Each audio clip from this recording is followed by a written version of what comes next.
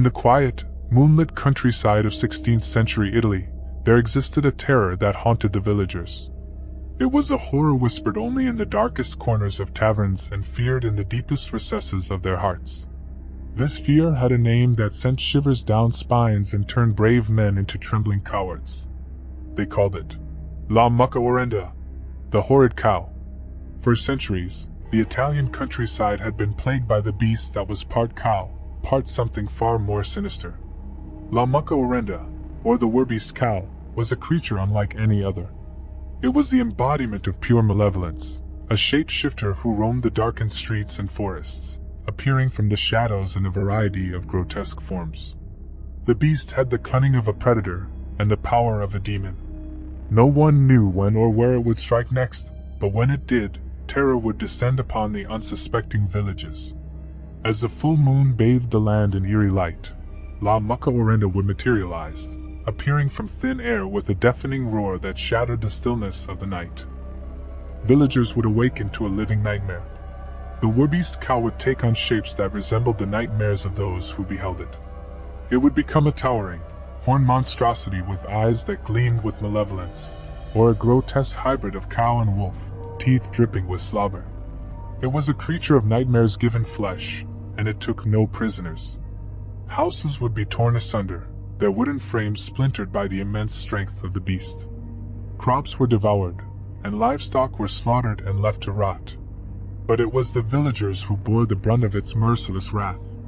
Those who crossed its path were never seen again, their fate unknown. Desperation swept through the countryside. The villagers would gather around their flickering fires, clutching crucifixes and reciting prayers in an attempt to ward off the evil that had befallen them. The local priest would bless the homes and perform exorcisms, but all to no avail. La Mucca Orrenda was an ancient evil, immune to the feeble attempts of mortal men.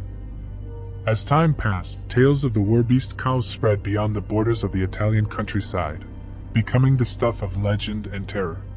It was said that the beast could take on multiple forms, all equally brutish and terrifying. It would appear as an entire herd of twisted, lumbering cows, their eyes glowing with an unholy fire, or as a nightmarish parade of half-human, half-bovine monstrosities. The 1500s were a dark time in Italy, and the shadow of La Mucca Orrenda hung heavily over the land. It was a terror that no one could escape, a malevolent force that could not be reasoned with or appeased. The villagers lived in constant fear, their lives overshadowed by the looming threat of the Werbeast cow, a creature that would forever haunt their nightmares and claim their souls in the dead of night. In the heart of the Chernobyl exclusion zone, where the radioactive ruins lay shrouded in a perpetual, eerie mist, there existed a sinister secret hidden within the murky depths of the swampy forests. A legend whispered among the few who dared to venture near a legend of the Chernobyl werewolf. This creature, born of the nuclear catastrophe, was said to be a twisted fusion of man and beast, a grotesque entity lurking beneath the shadows of the once thriving woods. Its origin was whispered to be tied to the infamous elephant's foot, a relic of the Chernobyl disaster, said to radiate malevolence. Researchers, drawn by the forbidden allure of uncovering the mysteries of the Chernobyl exclusion zone, ventured into the cursed woods. Armed with Geiger counters and hazmat suits, they followed in the footsteps of countless others who had sought the secrets hidden within. They believed themselves immune to the lurking horrors of the radioactive wasteland, but they were gravely mistaken. The moon hung heavy in the clouded night sky as the researchers moved through the forest, their cautious steps masked by the cacophony of chirping crickets and croaking frogs. Suddenly, an eerie silence fell upon the swamp, and the night air grew cold. Their Geiger counters began to click rapidly, a sinister symphony of radiation that signaled their descent into the heart of the exclusion zone. And then it happened. Out of the shadows, the Chernobyl werewolf emerged, its half-human, half-monstrous visage illuminated by the feeble moonlight. Its eyes were hollow and lifeless, and its fur was matted with radioactive decay. This grotesque creature, either fully human nor fully wolf, lunged at the researchers with unearthly speed. Panic and chaos ensued. The monster, its strength seemingly bolstered by the radiation that saturated the land, tore through the group, each of its victims appearing half-zombified as they lay wounded and dying on the forest floor. The beast showed no mercy, its savage brutality mirroring the unforgiving nature of the Chernobyl disaster itself. Terrified and outnumbered, the surviving researcher retreated, his hazmat suit torn and radiation seeping into his body. He fled through the dense underbrush, running for his life, as the creature pursued relentlessly. Just when he thought he could run no further, he stumbled upon a pool of stagnant, murky water. The werewolf closed in, its monstrous form almost upon him, when he had an audacious idea. With a desperate, final effort, he plunged into the swamp, submerging himself completely. The creature hesitated, and the researcher could hear its guttural growls of frustration and anger. It seemed as if the radioactive waters repelled the monster, allowing him a moment's respite. Hours turned into an eternal night as the researcher remained submerged, his breath shallow and strained, his body tingling with the effects of the radiation. At long last, when he dared to emerge, he found himself alone. The Chernobyl werewolf had retreated back into the muddy waters, its thirst for blood temporarily sated. The surviving researcher returned to civilization, his body marked with radiation burns, and his mind haunted by the nightmarish ordeal. But no one believed his tale. They dismissed it as the ravings of a radiation-sick mind. Yet the legend persisted. Whispers continued to circulate among those who knew the true nature of the Chernobyl exclusion zone, that the Chernobyl werewolf still lurked beneath the shadowy waters, waiting for the next unwitting soul to enter its realm. An abominable creation born of the radioactive disaster, forever tied to the malevolent power of the elephant's foot. In the year 800, in the shadow of the enigmatic Stonehenge, the land of ancient Europe fell into a state of despair and darkness as a terror unlike any other descended upon the unsuspecting villages. A monstrous, nightmarish arachnid, known as Arachnicron, emerged from the depths of the earth to unleash a reign of fear and death.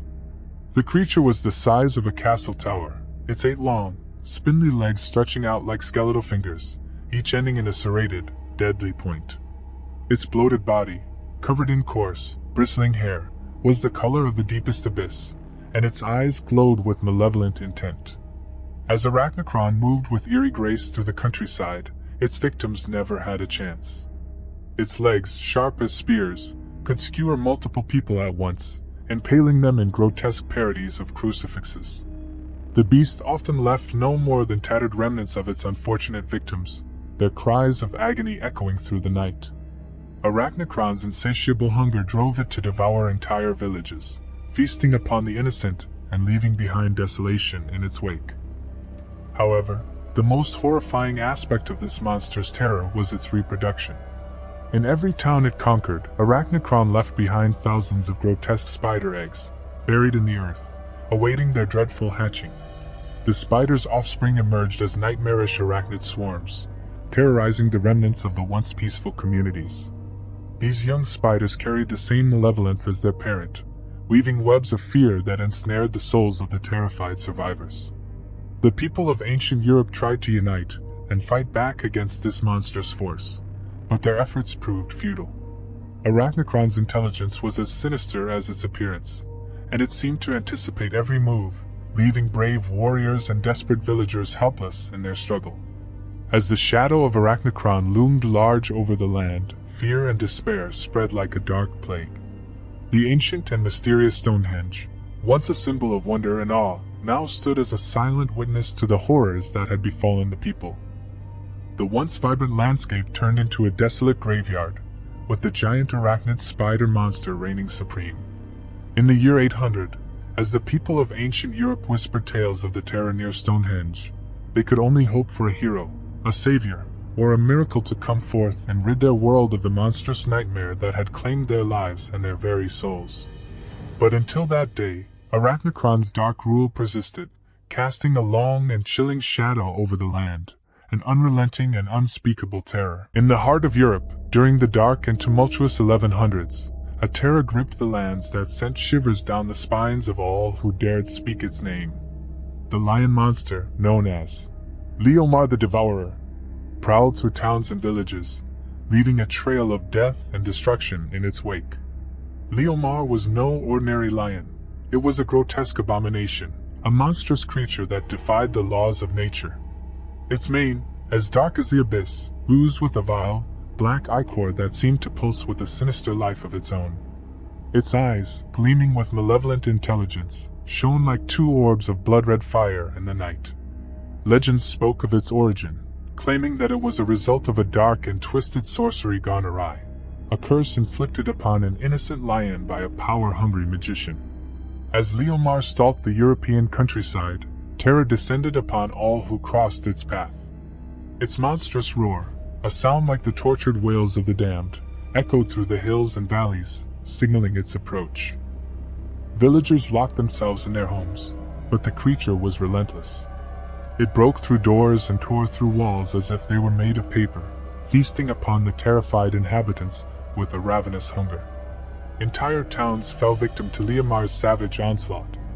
Buildings crumbled, and streets ran red with the blood of innocent men, women, and children.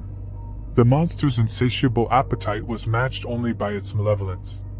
It was said that the lion monster reveled in the suffering it caused, savoring the fear and despair of its victims. The survivors who managed to escape Leomar's wrath spoke of its terrible abilities. It was said to be impervious to weapons, its hide as impenetrable as stone. No arrow, spear, or sword could harm it, and those who tried to stand against the beast were met with swift and brutal death. Desperation spread like a plague as the lion monster's reign of terror continued.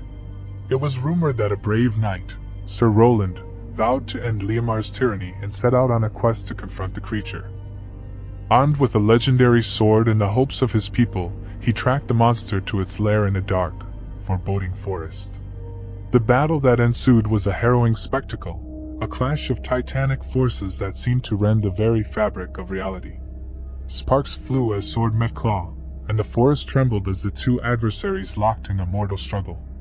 It was a battle of wills, as much as it was a battle of strength.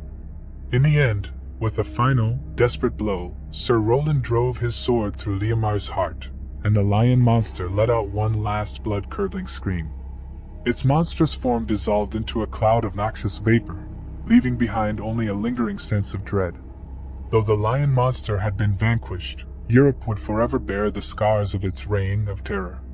The memory of Leomar the Devourer would haunt the collective nightmares of the land for generations, a reminder that in the darkest corners of existence, unspeakable horrors lurk, waiting to be unleashed. In the heart of the City of Light, beneath the romantic streets of Paris, there existed a dark and twisted labyrinth of tunnels, known as the Catacombs.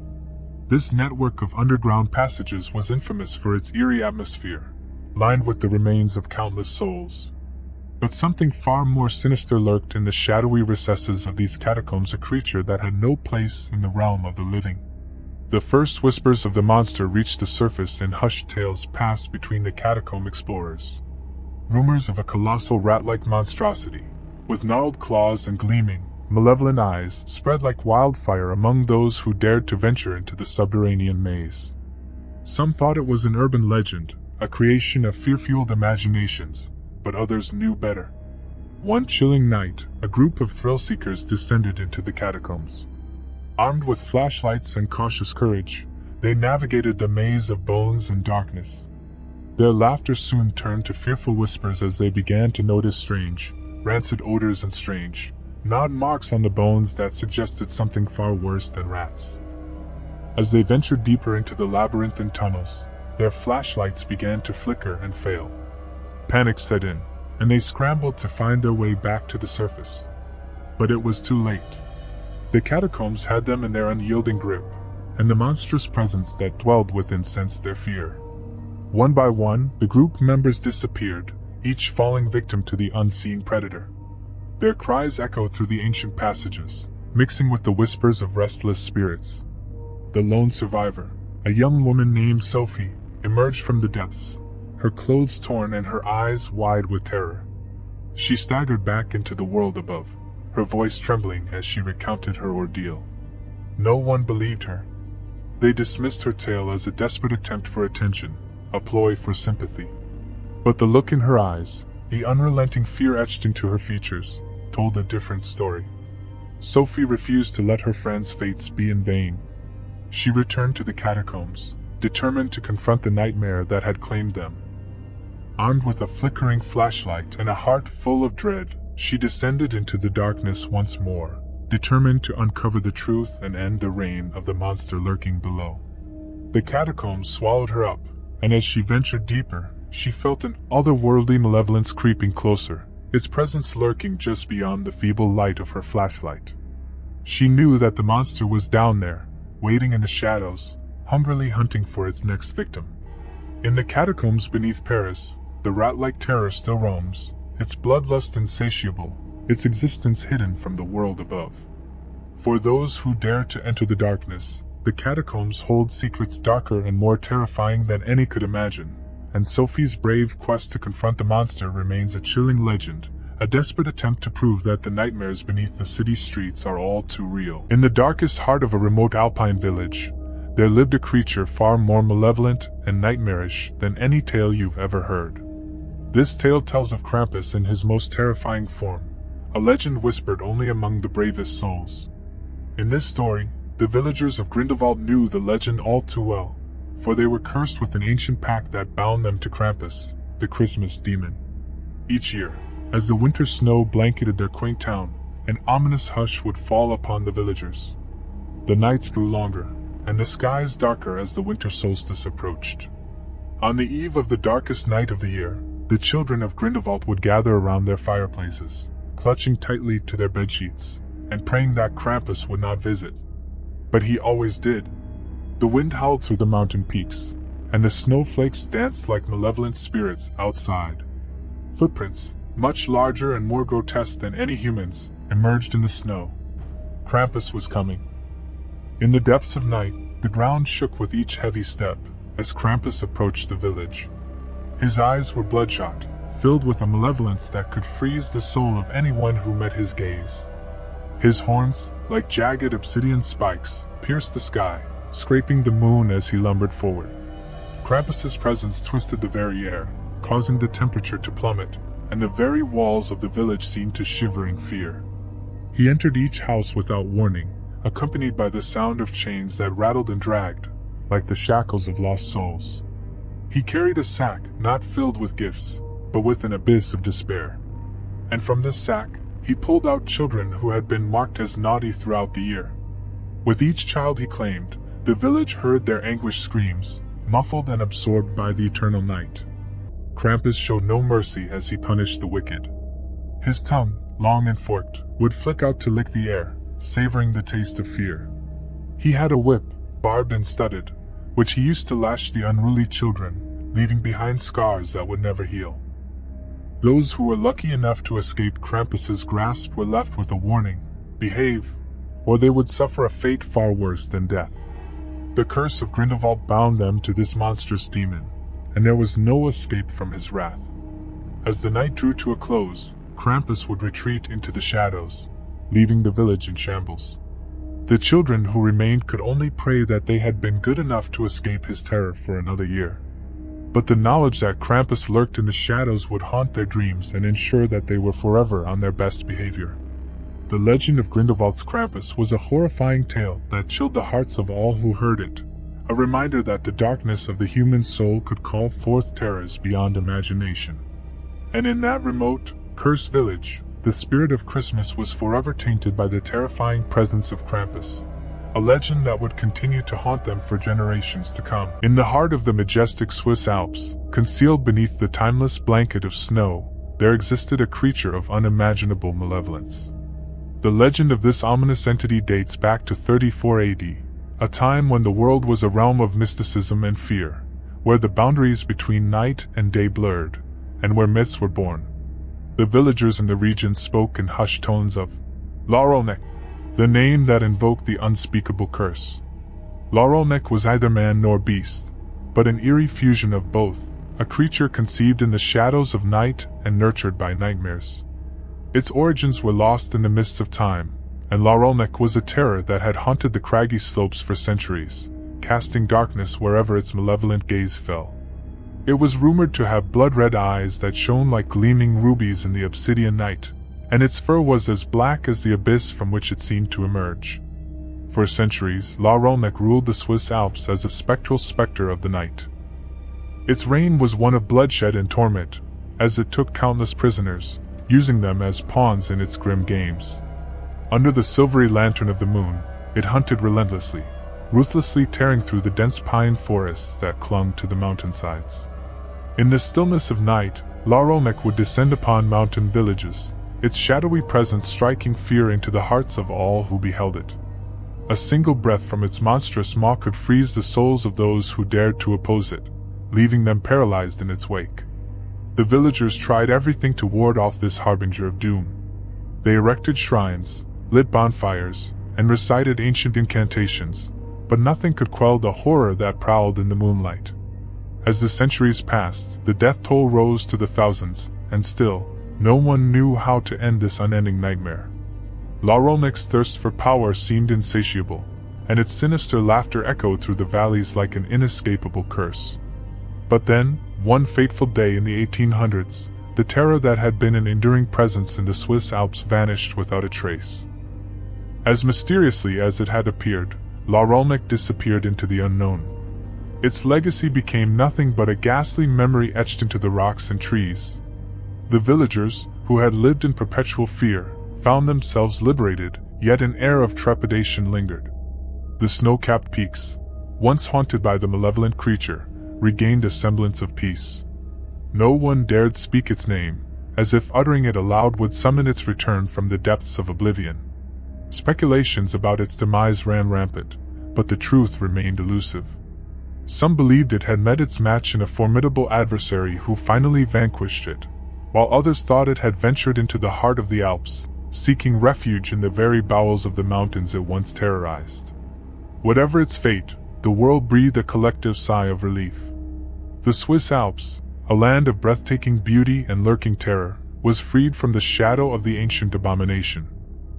And so, the reign of La Rolmec was transformed into a chilling legend, whispered by the villagers to this day, serving as a warning of the darkness that can linger in the most enchanting corners of the world. In the unforgiving winter of 1823, in the desolate Utah wilderness, there lay an isolated outpost town, its very existence known to few.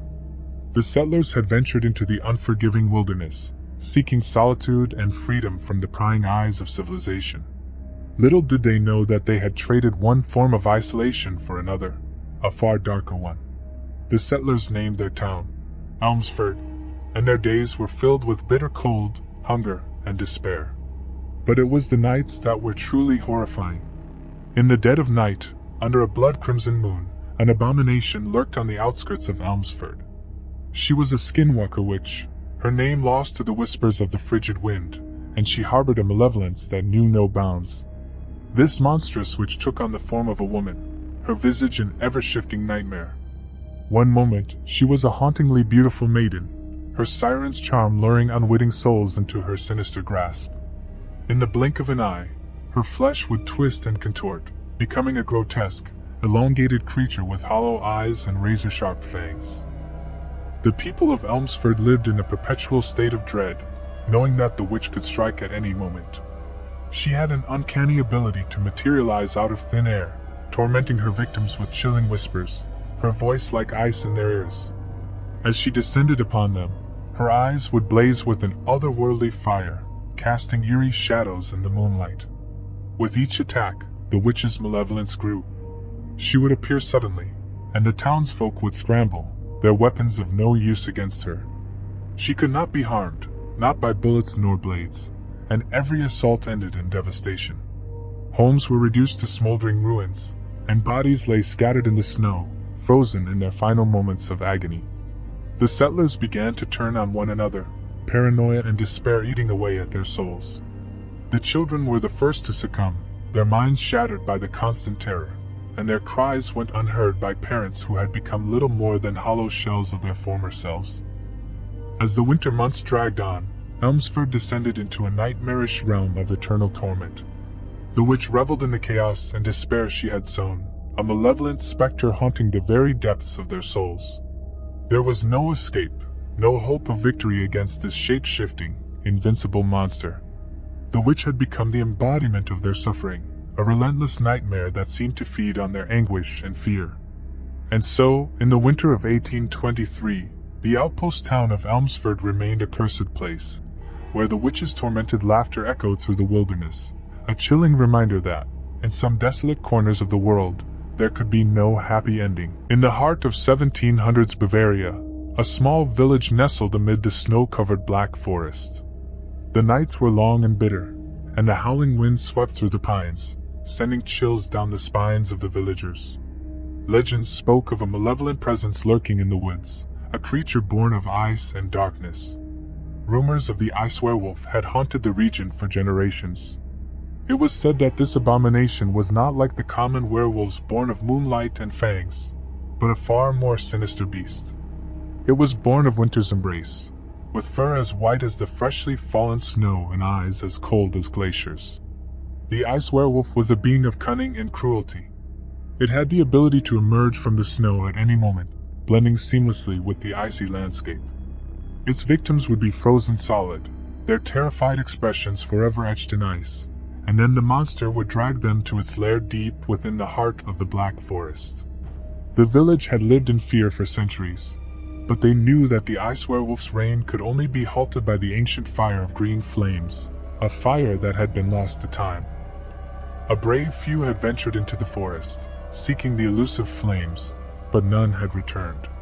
The legend claimed that the fire was a gift from the old gods, concealed somewhere in the depths of the forest, only to be wielded by a pure-hearted soul with the bravery to face the ice werewolf. One particularly cruel winter, the creature's reign of terror reached its peak. The village was on the brink of despair as more and more of their loved ones were taken, their faces forever lost beneath the icy grasp of the beast. But hope came in the form of a young woman named Alara. She was fearless and had the heart of a lion. Her father had been among the ice werewolf's victims, and her determination was unwavering. She delved into the dark forest, armed with only a torch and the whispers of her ancestors. For days, she ventured deeper into the woods, facing treacherous terrain and relentless snowfall. Her breath crystallized in the air as she forged on. On the fifth night, as the full moon cast a ghostly glow upon the snow, she stumbled upon a hidden glen, encircled by towering trees. At the center of the glen, a patch of earth was mysteriously free of snow. As she approached, she saw a faint green glow, and her heart raced. It was the long-lost fire of the old gods, a fire that could drive the ice werewolf back to the shadows. With trembling hands, Alara lit her torch from the green flames. The fire was like nothing she had ever seen, dancing with an otherworldly energy. She knew it was her only hope. The ice werewolf emerged from the snowy depths, its icy form glistening in the moonlight. Alara faced the beast, her torch blazing with green fire. The two adversaries locked eyes, a silent understanding passing between them. With a savage snarl, the ice werewolf lunged. Alara thrust the green flame forward, and a searing burst of emerald light engulfed the creature. It writhed and howled in agony, retreating into the forest. Alara had done what no one before her could. She had harnessed the ancient fire and defeated the ice werewolf. The village was finally free from the grip of the icy terror, and Alara's courage and determination had saved them all.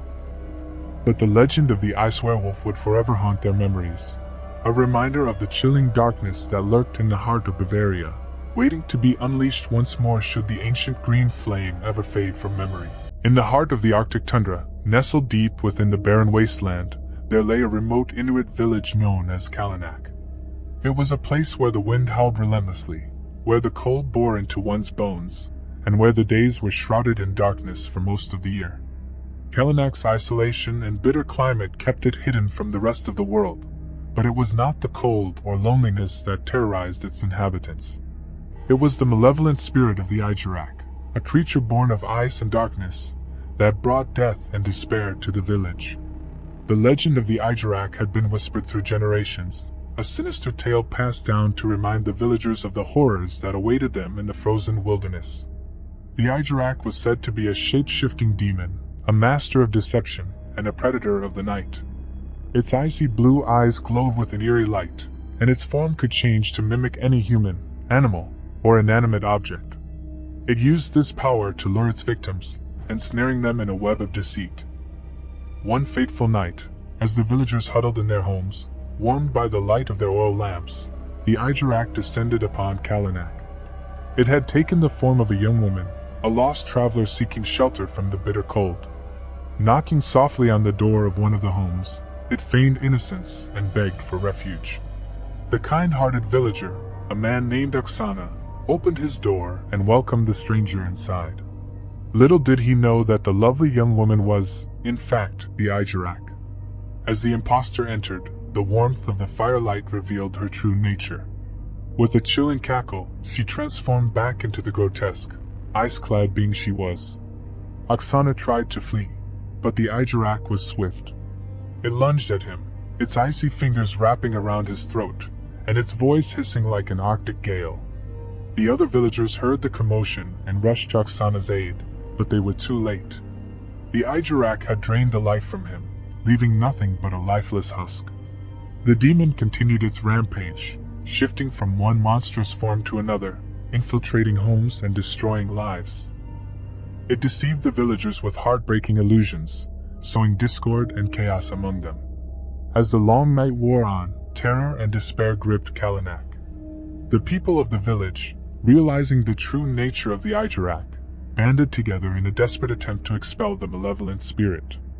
They gathered their meager possessions, precious family heirlooms, and anything that held significance to them. Then, in an act of desperation, they set fire to the entire village, hoping to banish the demon along with the flames. The fire raged, consuming their homes, their memories, and their history. The Ijurak, in the form of a raging inferno, howled and screeched, a chorus of suffering and hatred. But as the last embers of Kalanak died out, so did the Ijurak's influence. The villagers watched, trembling and mourning their losses, as the wretched spirit faded into the frigid night. Kalanak was reduced to ashes, a ghost town in the barren tundra, a grim testament to the horrors of the Ijurak.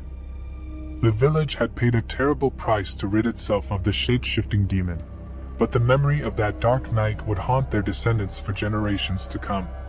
The Ijurak was gone, but its malevolence would forever cast a shadow over the land, a chilling reminder that in the Arctic wilderness, evil could take any form, and even the most welcoming of strangers might be the harbinger of doom. In the year 1682, on the mystical island of Bali, darkness shrouded the land as an ominous legend haunted the dreams of the island's inhabitants. It was the tale of the Pantheraneia, a creature that stalked the shadows, a beast like no other, born of both nightmare and reality. The people of Bali were familiar with legends and superstitions, but this one was different. As the moon cast an eerie glow over the lush jungles, the Pantheraneia would awaken from its slumber high in the tallest trees, where it lay in wait.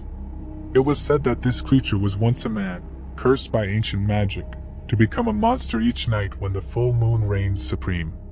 As the sun dipped below the horizon, the islanders would lock their doors, clutch their children, and recite incantations to ward off the evil that lurked outside. But no incantation, no charm, could deter the beast when it was seized by its insatiable hunger. The first victim, a lone villager walking through the dense forest, never saw it coming. The Pantheraneia pounced from the shadows, its fur as black as the void, eyes gleaming with an unnatural, fiery hunger. The unfortunate soul's screams echoed through the jungle, but they were soon silenced by the beast's ferocious jaws. Torn to shreds and devoured with ravenous fervor, the Pantheraneia left only a gruesome scene behind. Blood-soaked earth and mangled remains bore witness to the horrors of the night. The villagers trembled in their huts, knowing that they were the next targets, one by one, until the creature's hunger was sated. As the creature retreated into the towering trees, it left behind a sinister symphony of guttural growls and a wicked laughter that chilled the villagers to their very bones. This grotesque laughter echoed in the depths of their nightmares, tormenting them even in their sleep. Each full moon brought another night of terror. The island of Bali lived in a perpetual state of dread, never knowing when the Pantheraneia would strike again. No brave soul dared to venture into the forest after sunset, for they knew the consequences of tempting fate. The village elders convened, seeking guidance from the mystical shamans and wise sages of the island. But as the moon waxed full once more, They realized that the only escape from the Pantheranea's reign of terror was a desperate quest to uncover the ancient curse that had birthed this monstrous creature. As the islanders prepared to confront the Pantheranea, they held their collective breath, praying that their courage and cunning would be enough to vanquish the malevolent beast. For in 1682, on the mystical island of Bali, they knew that their only hope for salvation lay in facing the Pantheranea, a creature that was the stuff of nightmares, born from the darkest corners of legend and reality. In the heart of ancient Africa, a terror unlike any other gripped the land. The villagers, whose ancestors had passed down tales of ferocious creatures and untamed wilderness, never imagined the monstrous horror that would befall them. It was said that the spirits of the crocodile and the wolf had merged to create an abomination that haunted the nightmarish dreams of anyone who dared to close their eyes. The beast, a nightmarish hybrid of a crocodile and a werewolf, was a thing of nightmares. It was as large as a fully grown elephant, its scales as black as obsidian and its fur as dark as midnight. Its bloodshot eyes glowed with malevolence, and its maw was lined with serrated teeth that could crush bone and flesh with ease. It roamed the lands, terrorizing every village in its path.